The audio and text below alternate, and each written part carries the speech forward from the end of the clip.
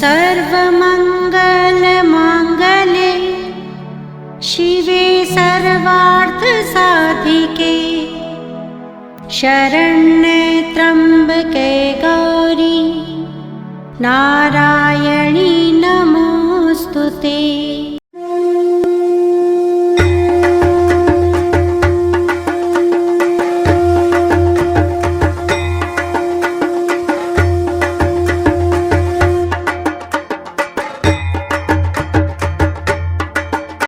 निश्चिंत हो गए, फिर वो साधना में लग गए। लेकिन थोड़ी देर बाद फिर शोर हुआ महाराज। अब कौन आया भैया? ब्रह्मा जी देखते सारे पितृ आ गए। पितृगण, पितृगण कौन होते हैं महाराज? हमारे आपके जो लोग मर जाते हैं घरों में, वही जाकर पितृ हो जाते हैं। हमारे पूर्वज वो पितृ हो जाते हैं। पुरुष जो है पितृगण कहलाते हैं, और जो माताएं चली जाती संसार से वो मातृगण कहलाती हैं। दोनों को मिलाकर भी पितृगण कहते हैं, पितृगण और मातृगण। और सुन लीजिए महाराज, पूरे साल में 15 दिन इनका होता है पूर्वजों का। और जो व्यक्ति पूर्वजों की पूजा इन 15 दिनों में नहीं करता, जिसको पितर पक्ष कहते हैं, ये शारदीय नवरात्र से ठीक पहले आता है महाराज। शारदीय नवरात्र से पहले। और पितरों की पूजा जिस घर में नहीं होती महाराज, क्योंकि ये 15 दिन यमराज जी या जहां भी स्वर्ग में है, जहां भी हैं, उनको वहां से छुट्टी मिलती है। जैसे सरकारी नौकरी में छुट्टी मिलती है, उनको 15 दिन की छुट्टी दी जाती है कि जाकर अपने बाल बच्चों को देख लो। तो सारे पूर्वज आपके पितर पक्ष में आपके घर में आते हैं महाराज। सुन लीजिए अच्छी तरह। और ये मैं नहीं कह रहा हूं, शास्त्र कहता है। मैं यहां से कोई भी बात अप्रामाणिक कहूंगा ही नहीं। ये मंच बड़ा ही जिम्मेदारी का है। इस मंच का सम्मान बहुत है। इस मंच पर बैठने वाले व्यक्ति को सम्मान बहुत मिलता है। लोग उसे देवतुल्य समझते हैं। तो हमारी जिम्मेदारी भी फिर ज्यादा होती है। जो डीएम होता है उसकी जिम्मेदारी भी बहुत ज्यादा होती है। तो जब सम्मान मिलता है तो जिम्मेदारी बढ़ जाती है। तो कहने का तात्पर्य है कि मैं आपको सावधान करना चाहता हूं कि वो 15 दिन पितर पक्ष में आपको घर में लहसुन प्याज नहीं बनाना चाहिए। नवरात्र में भी नहीं बनाना चाहिए और पितर पक्ष में भी नहीं बनाना चाहिए। लहसुन प्याज नहीं पड़ेगा घर में। और प्रतिदिन स्नान के बाद, पितर पक्ष की बात कर रहा हूं, कृपया मंच के आसपास बात नहीं करेंगे। स्नान के बाद गीले वस्त्र से, चाहे पुरुष हो चाहे घर की स्त्री हो, दोनों जो घर के मालिक मालकिन और भी जो बड़े हो चुके हैं, जिनकी जनेऊ हो गई हो और नहीं भी हुई हो तो कम से कम 16 साल से ऊपर हो चुकी है उम्र, उन सब लोगों को, पूर्वजों को हैं। और कुछ लोग कहते हैं भैया जब तक माँ बाप हैं बच्चों को नहीं करना चाहिए, माँ बाप उनके जिंदा हैं। लेकिन वो माँ बाप अपने माँ बाप को, जो अब संसार में नहीं है, उनके लिए उनको ये करना चाहिए। स्नान के बाद गीले वस्त्र पहन करके आप छत पर या किसी खुले जगह पर चले जाइए, आंगन में कहीं भी खुले जगह। और पति पत्नी दोनों अगर आप जीवित हैं तो पत्नी, पहले से आप जब स्नान कर रहे हो, पुरुष स्नान करें, तो पत्नी क्या करें कि स्नान करके अच्छे से साफ सुथरे वस्त्र में वो तांबे के लोटे में या कांस के लोटे में शुद्ध जल ले ले, उसमें तिल डाल दे महाराज। अगर पत्नी है घर में तो, और पत्नी स्वर्गवासी हो चुकी हो तो बहू का ये काम है। बहू कर दे ससुर के लिए, और दोनों चले गए हो तब फिर तो जो बचे हैं पति पत्नी, फिर वही कि पति करे फिर पत्नी ये सब तैयारी करे। और महाराज उस लोटे में शुद्ध जल, और उसके बाद उसमें जौ, उसमें तिल, थोड़ा सा बिना टूटा चावल, थोड़ा सा डालिएगा। एकदम मुट्ठा मुट्ठा भर लेके भर देंगे तो लोटा पूरा उसी में भर जाएगा। थोड़ा चुटकी चुटकी भर, इतनी सी, थोड़ी काली तिल, थोड़ा जौ, थोड़ा सा बिना टूटा चावल। आजकल जो पंडित जी लोग हैं कहते हैं अक्षत लाओ, और आप लोग तो भाई देखिए गलती पंडित जी की है ना, बातें बड़ी बड़ी, लेकिन बस वही है महाराज, अक्षत लाओ और आप कोई भी चावल घर में दे देते हैं, वो लोग उसी से काम चला लेते हैं। और कहते हैं महाराज जी अब कहाँ जाएंगे? अरे भैया मार्केट में जाइए और खड़ा चावल मांगिए। खड़ा चावल माने पूरा साबुत, थोड़ी महंगी मिलेगी लेकिन मिलती क्यों नहीं महाराज, मिलती क्यों नहीं? चाहे बासमती मांग लीजिए, कोई खड़ी पूरी चावल जो टूटी ना हो, मार्केट में मिलती है, अलग से बिनने की जरूरत थोड़ी है। अक्षत कहते हैं, अक्षत माने जिसका छत ना हुआ, जिसका टूटा ना हो। तो चावल जो टूटे वो अक्षत कहां हुआ? ये दोष है। अगर आप टूटे चावलों से पूजा पाठ कर रहे हैं ये दोष है। और पंडित जी से पूछे तो कहते हैं आप कहां से अरे भैया मार्केट में मिलती है बिना टूटे चावल, और कोई अलग से नहीं। जो बहुत पैसे रुपए वाले हैं उनके यहाँ बासमती जो है पूरे खड़े दाने की बनती है महाराज। शादी विवाह में तो बनाते ही हलवा ये खड़े दाने की, तो मार्केट में मिलती नहीं तो बनती कैसे है वो लंबे दाने की चावल? मिलती है महाराज, थोड़ी महंगी पड़ती है, थोड़ी महंगी। तो हम कहां करें, बासमती ले आइए, कोई भी चावल जो पूरे दाने की, थोड़ी सी खरीद लीजिए, वही पूजा पाठ में इस्तेमाल किया कीजिए। तो थोड़ी चावल, सही तरीका अगर मैं नहीं बताऊंगा या जो ब्राह्मण नहीं बताएगा उसको दोष लगेगा महाराज, यजमान को नहीं लगेगा। यजमान को क्या पता, वो तो बेचारा कह दिया, आप पे श्रद्धा कर दिया, अब आप बताओ ना उसको कि ऐसे ऐसे करिए। उस आपके बताने के बाद वो ना करे तो उसको दोष लगेगा, वरना उसे दोष नहीं लगेगा, आपको दोष लगेगा। आप पूजा करा रहे हो ना। अगर उस यजमान को सब जानकारी हो जाए महाराज तो फिर वो आपको क्यों बुलावे, खुदे ना कर ले। तो हर आदमी को हर काम की जानकारी नहीं होती महाराज। वो व्यापारी है, व्यापार की उसे बहुत अच्छी जानकारी है, अरबों रुपए उसने कमाए हैं महाराज। हर आदमी अपने काम का माहिर होता है, और आप पंडित हैं, आपका काम पूजा पाठ है, तो आपको भी अपने काम का माहिर होना चाहिए महाराज। तालियों से स्वागत थोड़ा करिए, पंडित जी लोगों तक संदेश जाए कि काम को, सभी पंडित जी नहीं ऐसा करते, लेकिन काम को निपटाइए नहीं महाराज, काम को ठीक से करिए, ठीक से करिए, जिससे यजमान को फल प्राप्त हो सही सही। ऐसे तो भगवान छोटी मोटी दोषों को ध्यान नहीं देते, और वो अगर आप भक्ति से पूजा करेंगे उसमें कुछ कमी रह भी गई तो भगवान पूरा कर देंगे। वो मैया रानी बड़ी करुणामयी है। तो पितृ जो है पहुंच गए और कहने लगे कि हमको भोजन नहीं मिल रहा है महाराज। तो कहे क्यों, आपकी औलाद पिंडदान नहीं करती है क्या? ब्रह्मा जी ने कहा नहीं महाराज कर रही है। आप जैसे जैसे बताए हैं कि 15 दिन तर्पण करना चाहिए, यानी जैसा कि मैंने कहा लोटे में पानी भर लीजिए, कांसे या तांबे के लोटे में। अब स्टील का लोटा लेके मत चल दीजिएगा, और तांबा और कांसा को सफाई बहुत मांगता है, थोड़ा उसको साफ कर लीजिएगा वरना महकता है वो। ठीक है महाराज। और उसमें जल भरिए, उसमें काली तिल डालिए, काला सफेद जौ या जो भी जौ मार्केट में मिलता वो ले लीजिए महाराज। तिल काली होनी चाहिए, चावल टूटा ना हो वो थोड़ा चुटकी चुटकी भर मिला दीजिए, और पुष्प डाल दीजिए महाराज उस पे, सुगंधित पुष्प। लोटे को सजा लीजिए, और अगर पति पत्नी दोनों हैं तो पति तर्पण देगा, पत्नी उसके हाथ में जल डालेगी। और ये पूजा, पितरों की पूजा हमेशा दक्षिण मुख होके करना चाहिए, और कोई पूजा दक्षिण मुख होके नहीं करना चाहिए महाराज, वरना पूजा सही जगह नहीं पहुंचती। दक्षिण मुख जो है, दक्षिण दिशा पितरों का है, यमराज का है। दक्षिण मुख करके सोना भी नहीं चाहिए। मैंने कहा था ना ये कथा केवल राजा रानी की कथा नहीं, आपको बहुत कुछ सिखा के जाऊंगा। दक्षिण मुख सोना भी नहीं चाहिए, दक्षिण मुख भोजन भी नहीं करना चाहिए महाराज, दक्षिण मुख जल भी नहीं पीना चाहिए, और जल कभी खड़े होकर के नहीं। आजकल की तो पार्टी में भैया सब कुछ खड़े होकर ही होता है, तो क्या कीजिएगा, वहां मजबूरी है, वरना घर में जल खड़े होकर मत पीजिए। चलते हुए खाना मत खाइए, चलते हुए जल मत पीजिए, ये सब दोष लगता है। कुछ लोग चलते हुए भोजन लेते हैं महाराज, है ना। भोजन करते समय किसी से आप बात मत करिए, बस इतना पूछिए महाराज क्या चाहिए आपको। ये भी एक दोष है महाराज। भोजन शांति से उसको करने दीजिए, केवल पूछिए क्या चाहिए, या देखते रहिए थाली में जो चाहिए खुद लेके आइए, मना वो कर देगा। कुछ लोग भोजन समय बात नहीं करना पसंद करते, तभी भोजन का सही तरीका है ये सब। ज्यादा भीड़ भाड़ नहीं होनी चाहिए जहां भोजन हो। भोजन एकांत की चीज होती है महाराज, एकांत में की जाती है भोजन। उसको उस समय घेर के मत खड़े हो जाइए, है ना। बस जो अतिथि को जो मेजबानी कर रहा है, जो उसका मुख्य आयोजक है, उस समय उसी को वहां रहने का अधिकार है कि देखता रहे कोई कमी ना हो जाए इनको। ठीक है महाराज। और उनके भोजन के बाद, अतिथि के भोजन के बाद ही भोजन करने का परंपरा है हमारे यहाँ।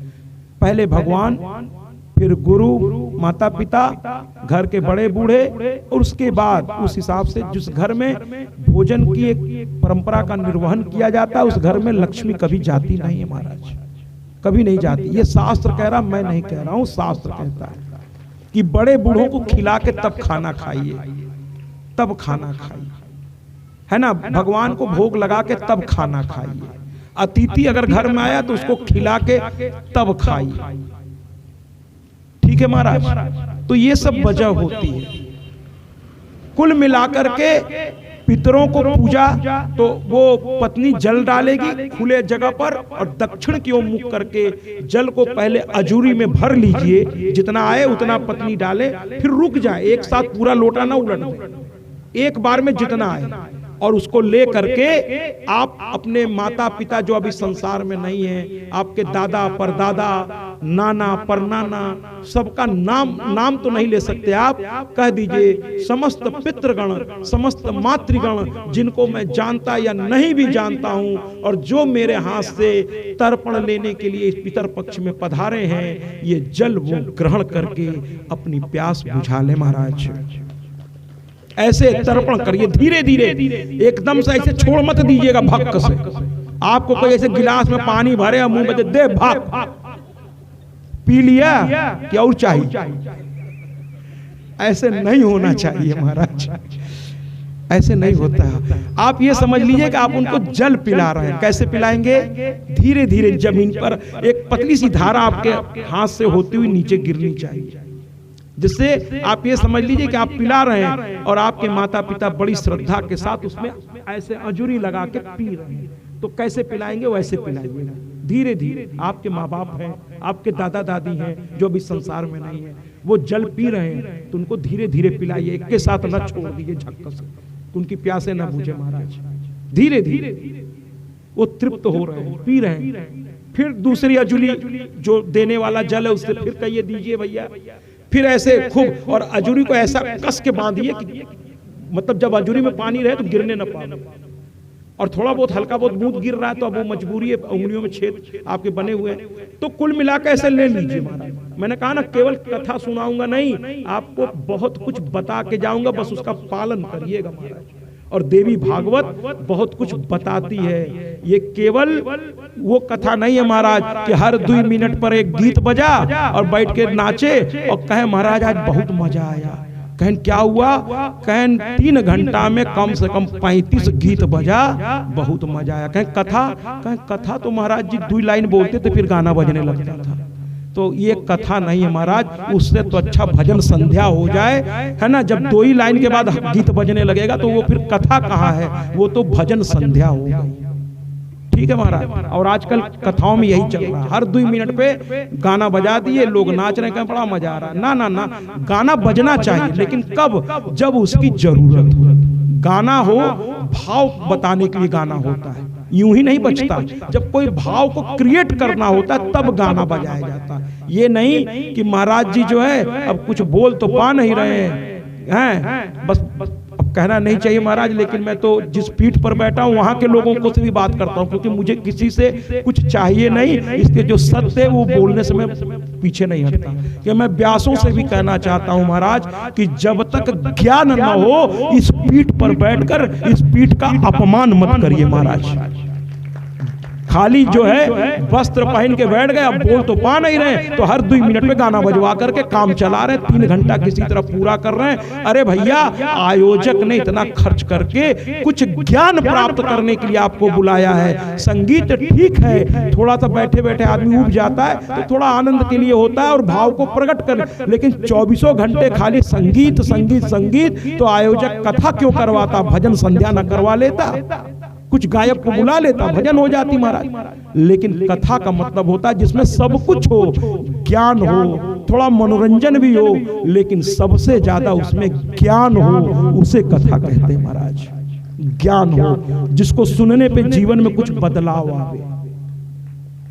इसीलिए किसी को भी मत बुला लिया कीजिए, पहले सोशल मीडिया पर उसकी कथाओं को सुनिए कि वाकई उसके कथा से कुछ आपको मिलने वाला है कि नहीं, और अगर वो कथाएं आपको प्रभावित करें तब उससे कहिए कि आप भी मेरे यहाँ आइए और कथा सुनाइए। केवल बड़े बड़े नामों के पीछे न जाइए, फलाने परमहंस, फलाने जी 1008 संत, 108, मैं सबका बड़ा आदर करता हूँ। सभी नाम, ये जो 108 है बड़ा पवित्र शब्द है, 1008 भी बड़ा पवित्र है, लेकिन कुछ लोग इस पवित्र नाम को योग्य होने के साथ ग्रहण करते हैं और कुछ लोग ऐसे ही अपने आप को ग्रहण कर लेते हैं। तो महाराज दिखावे पर न जाएं, जो वास्तविक ज्ञानी हो उसे ही कथा व्यास बनाकर बुलाया करें, वरना आजकल गली गली में व्यास हो गए हैं और भागवत के तो इतने हो गए हैं कि कुछ पूछिए नहीं। मैं भागवत की बात कर रहा हूं, देवी भागवत का तो जल्दी कोई मिलेगा इसलिए नहीं क्योंकि ये कथा में संगीत की गुंजाइश बहुत कम होती है महाराज।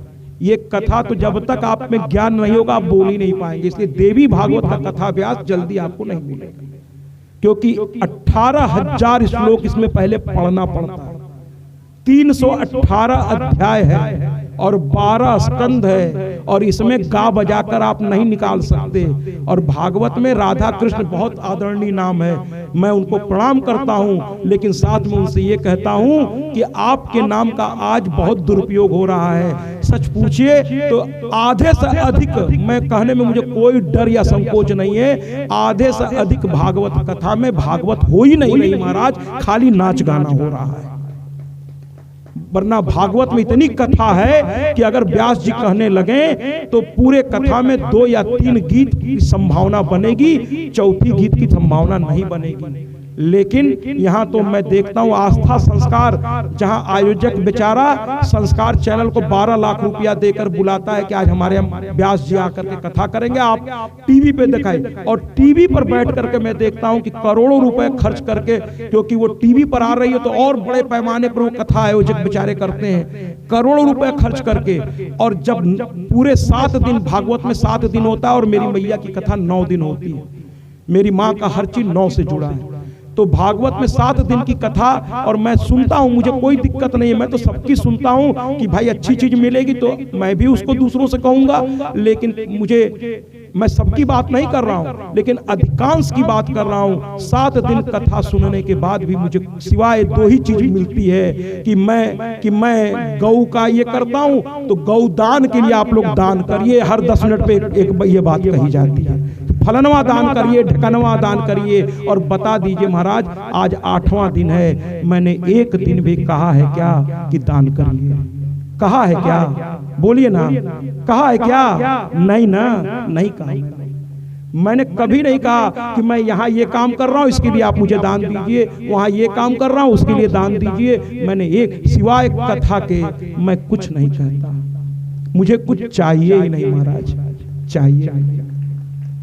मैं तो अपनी मैया को खुश करने आया हूँ। इस कथा का एकमात्र उद्देश्य जानते हैं क्या है? एक बार किसी व्यक्ति ने कहा महाराज और लोग दान वान बहुत मांगते हैं, आप क्यों नहीं मांगते? हम कहे मैं मांगता तो हूँ। तो कहे किससे मांग रहे हैं? हम लोग तो नहीं सुने एक बार भी कथा में आपके कि आपने दान के एक शब्द भी कहा हो। हमने कहा आपने नहीं सुना, लेकिन मैं दिल से मैया से एक दान हर कथा में मांगता हूँ, लेकिन अपनी मैया से मांगता हूँ। कहें क्या कि हे माँ मुझे इतना आशीर्वाद दो कि मैं आपकी कथा इतनी करूं कि जब मेरी मौत हो तो यमदूत नहीं आप स्वयं आकर मुझे लेकर के जाए। बस ये चाहिए मुझे। तो भैया वापस आते हैं कैसे पितरों की पूजा। और पिंडदान रोज नहीं होता महाराज। जब अगर केवल आप अपनी माँ के लिए कर रहे हैं तो उसमें जब मातृ नवमी आएगी, मातृ का जिस दिन होता है विदाई माताओं की होती है, वो पितृगण के विसर्जन के 7 दिन पहले होती है।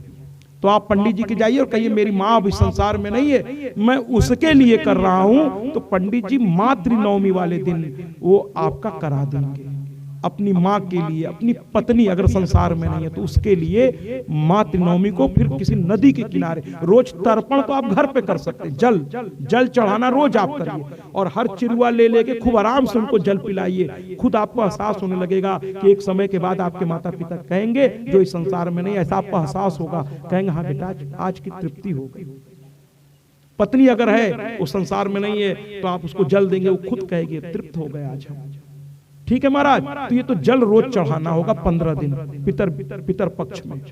और विसर्जन के दिन, पितृ विसर्जन के दिन पुरुषों का और माताओं का सबका आप कर सकते हैं, और केवल माताओं का करना है, उसके साथ बाकी लोगों का भी आप करना चाहते हैं, लेकिन माँ का स्थान आपके लिए बहुत ऊपर है। अपनी माँ को आप बहुत मानते थे, वो नहीं है, या आपकी पत्नी इस संसार से क्योंकि जो आया है उसे एक दिन जाना है महाराज, ये जीवन का सत्य है, तो उसको भी आप तो फिर मातृनवमी के दिन जाकर के किसी नदी, और मैं तो बड़ा सौभाग्यशाली हूँ संगम में जाकर ये काम करता हूँ, लेकिन जरूरी नहीं कि हर आदमी संगम जाए, आपके आसपास जो पवित्र नदी हो उसी पे जाकर के वहाँ के पंडों से कहिएगा तो वो बकायदा करा देंगे आपका काम। उनको दान दक्षिणा दे दीजिएगा, उनको दे दीजिएगा महाराज, और दे करके वहां से हाथ जोड़ के चले आइएगा, आपका काम पूरा हो गया। और पितृ विसर्जन वाले दिन सबको आप कर सकते हैं, जाके करिए। और जिस घर में पितरों की पूजा नहीं की जाती महाराज, तो पितर तो चूंकि आएंगे 15 दिन के लिए, भगवान उनको आपके घर में भेजते हैं साल में एक बार, वो आएंगे और पूजा नहीं देखेंगे तो वो अब आप ही सोचिए, जो माँ बाप रात दिन परिवार के लिए किया और उसके जाने के बाद तेरही आपने बड़े धूमधाम से की, और उनकी एक फोटो तेरही में लगाने के लिए बनवा ली थी, और बाद में उस फोटो को अपने घर में आपने कहीं टांग दिया, बाद में महाराज उस पर धूल पड़ रहा है, कोई देखने वाला नहीं है महाराज, हैं, और पता चला पितर आए 15 दिन के लिए साल में एक बार, देख रहे हैं हमको तो कोई यादें नहीं कर रहा, न मेरे लिए जल चढ़ाया जा रहा, न कुछ, तो विश्वास कीजिए वो श्राप तो नहीं देंगे, लेकिन दुखी होकर आपके घर से चले जाएंगे कि जिन औलादों के लिए हमने ये किया आज वो मुझे याद तक नहीं करते महाराज, दुखी होके जाएंगे। और जब माँ बाप जिस घर से दुखी होके चले जाते हैं, चाहे जिंदा या मरने के बाद, वो औलाद सुख शांति से कैसे रह सकता है महाराज।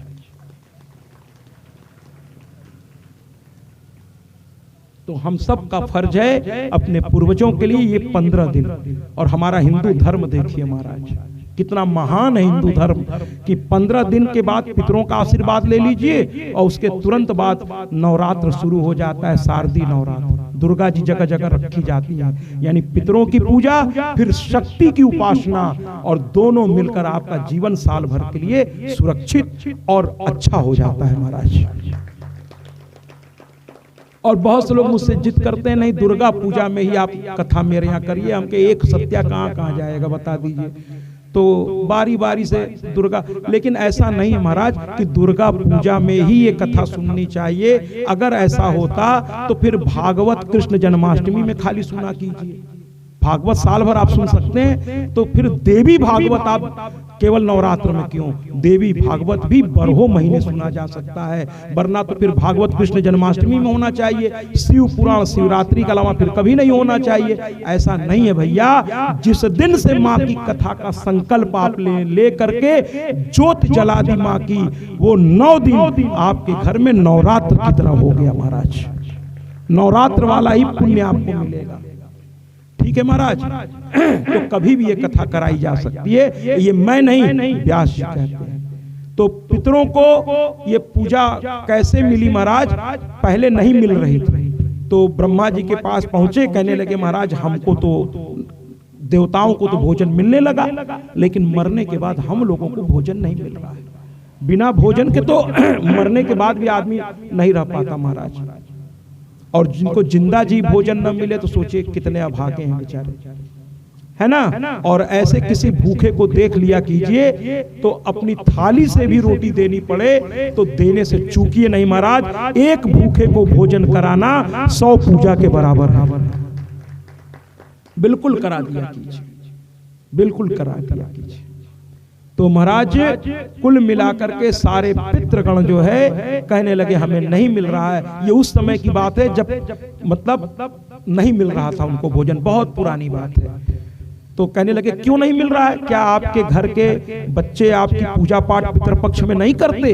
कहने लगे कर रहे हैं महाराज, सभी कर रहे हैं, हमारे बच्चे बहुत संस्कारी हैं, हम लोग संस्कार दे के ही मरे हैं, वो हमारी पूजा पाठ कर रहे हैं। पितरपक्ष में तर्पण होता है? ब्रह्मा जी ने पूछा तो पितरों ने कहा हाँ हो रहा है, पिंडदान हो रहा है, आखिरी दिन विसर्जन के दिन या मातृनवमी को मातृगणों को पिंडदान दिया जा रहा है? कहे हाँ वो भी हो रहा है। कहे रोज जल पिलाया जा रहा है? रोज पिंडदान नहीं होता, जल रोज तर्पण होता है, तो तर्पण रोज हो रहा है? हाँ। और आखिरी दिन पिंडदान हो रहा है? कहे हाँ। मातृनवमी में स्त्रियों का हो रहा है? कहे हाँ। और पितृ विसर्जन दिन सबका हो रहा है? कहे हाँ।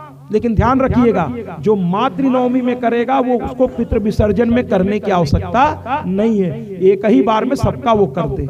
अगर माँ को ज्यादा प्यार करता है या अपनी धर्म पत्नी से उसे बहुत लगाव है तो मातृनवमी में मातृगण के साथ अपनी पत्नी का, अपनी माँ का और अपने पिताजी का भी उसी के साथ कर दे। दोबारा उसी साल पितृ विसर्जन में 7 दिन बाद जो सब लोग पिंडदान उसमें जरूर को करे, एक ही बार, माने साल में एक ही बार, 15 दिन में एक बार पिंडदान करना है, रोज नहीं करना है। ये ध्यान रखिएगा, ये नहीं कि मातृनवमी को भी करें और फिर पितृ विसर्जन को भी करें, दोनों काम एक साथ नहीं करना है, एक बार करिए, या तो मातृनवमी या और लेकिन जल रोज देना है, 15 दिन तक जल देते रहना है। और उस दौरान घर में लहसुन प्याज नहीं बनेगा महाराज, है ना, लहसुन प्याज नहीं बनेगा, है ना महाराज, ये सब ध्यान रखना होगा आपको।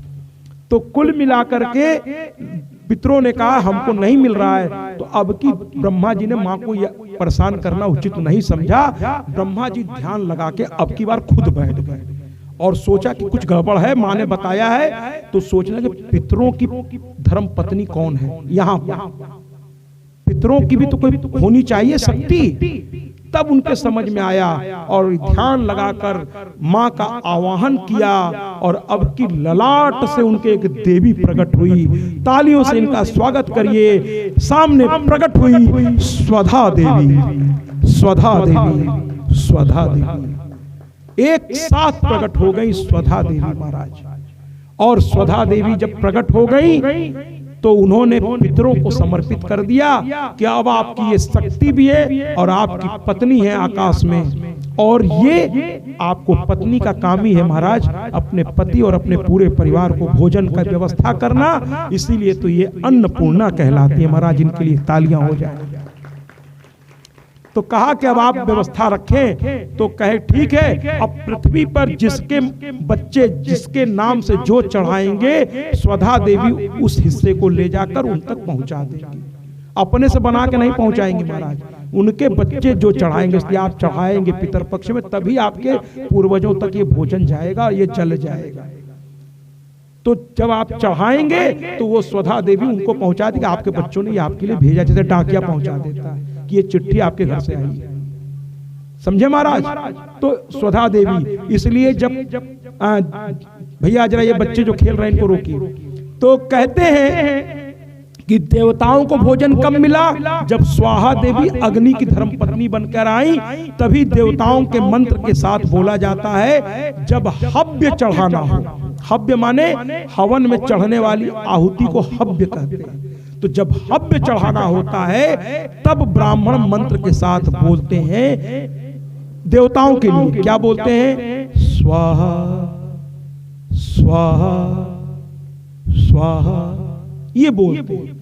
लेकिन जब पितरों के लिए, कृपया बच्चों को शांत रखें, जब पितरों के लिए कुछ चढ़ाया जाता है पितर वाले पक्ष में, तब स्वाहा नहीं बोलते, पितरों के लिए तब वही ब्राह्मण मंत्र के साथ पितरों के लिए क्या बोलते हैं, स्वधा स्वधा स्वधा।